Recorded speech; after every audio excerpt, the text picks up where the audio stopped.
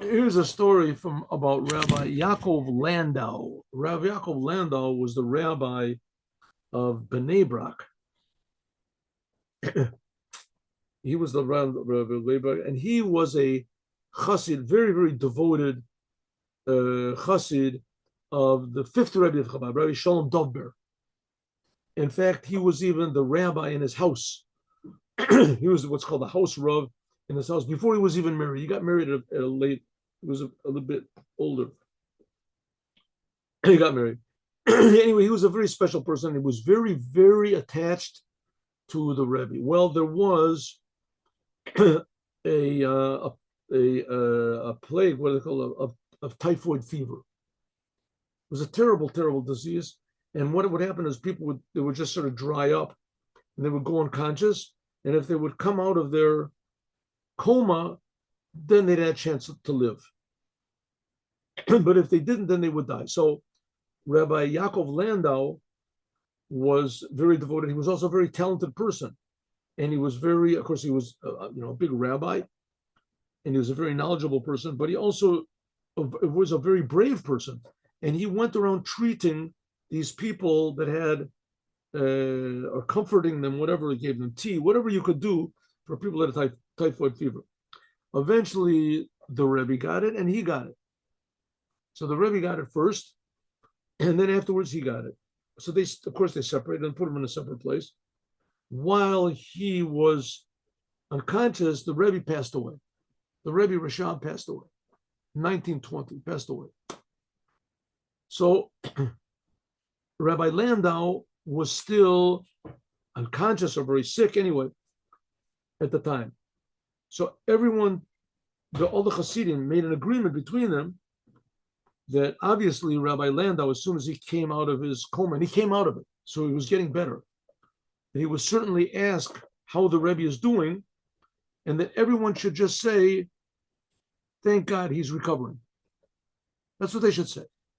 The Rebbe is recovering, because they knew that he was very weak from this disease, just recovering, and that if he found that the bitter truth is that would lower his morale, and that the results would be tragic. So that's what it was. So Rabbi Landau he came out of his coma, and he was getting a little bit better. They put him outside in the sun, so that the sun would help him heal. And they had strict orders that no one should tell him the truth about the Rebbe. And it worked for a while. But then somebody passed by that didn't know about this whole agreement. And he asked this person, how is the Rebbe doing? How is the Rebbe doing? And this person said, maybe it wasn't one of the Hasidim, maybe a goy, I don't know. He said, oh, the Lubavitcher Rebbe, the Rebbe Rishab, he passed away. He passed away So Rabbi Landau heard this. He was still very weak and recovering.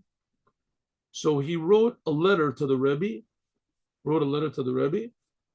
The Rebbe had passed away, requesting that the Rebbe should take him away from the world.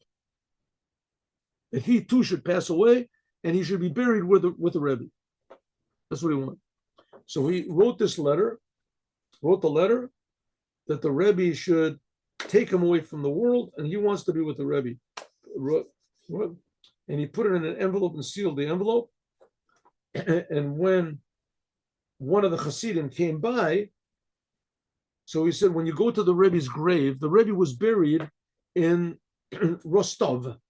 There's a city called Rostov, and that's where Rabbi Landau was also. They were all, so when you go, I think, anyway, however it was. So the Rebbe was in, so one of the Hasidim went by, and Rabbi Landau gave this Chassid the envelope. And he said, don't open up this envelope. I want you to, next time you go to the Rebbe's grave, which was very close by, it was, just, a half an hour walk, whatever. So I want you to put this request there. He didn't tell him what it was, didn't let anybody know. I want you to put this envelope among with all there were other envelopes there.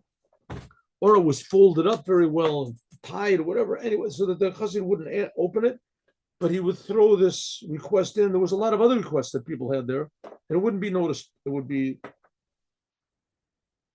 So the Chassid went, and he did as Rabbi Landau said. He went to the grave of the Rebbe, didn't read what it said, and threw his letter in with all the other letters. There was all the other letters, hundreds of letters on. The next day, the Rebbe's son, who he became the next Rebbe, the Rebbe Rayatz, the Rebbe Yosef Yitzchak, he came to visit Rabbi Landau, who was still recovering. And he said, Rabbi Landau, yes, he said, I was just by the grave of my father. And my father gave me a message for you. Rabbi Landau said, my father told me, don't make foolish requests. Don't make foolish requests. Now the Rebbe Yosef Yitzchak obviously did not read this letter. He didn't even know that Rabbi Landau sent a letter. So his father actually spoke to him and told him to go to Rabbi Landau. Your time will come, you'll pass away. It ended up that he passed away, I don't know, like 60 years later. I don't know how long. A long time later in Bnei Brak, he passed away. No, I'll tell you how long. I'll tell you how long it was. He passed away. It must be like, I'll tell you, 60, 40. It must be 50 years later. He passed away in Bnei Brak. I was there at the when he passed away. Rabbi Landau. I was a bit close to him. But the Rebbe Rayatz knew the Rebbe Yosef Yitzchak. His father came to him and told him, go to Rabbi Yaakov Landau and tell him, don't make stupid requests. In other words, the Rebbe Rashab received the letter. How he received the letter, I don't know. And he also contacted his son to tell Rabbi Landau, I got the letter, and don't send me any more stupid requests like that. So we see that there's things that are going on in the world, which even in small details are important, and they're beyond our understanding. Have a good day with Mashiach now.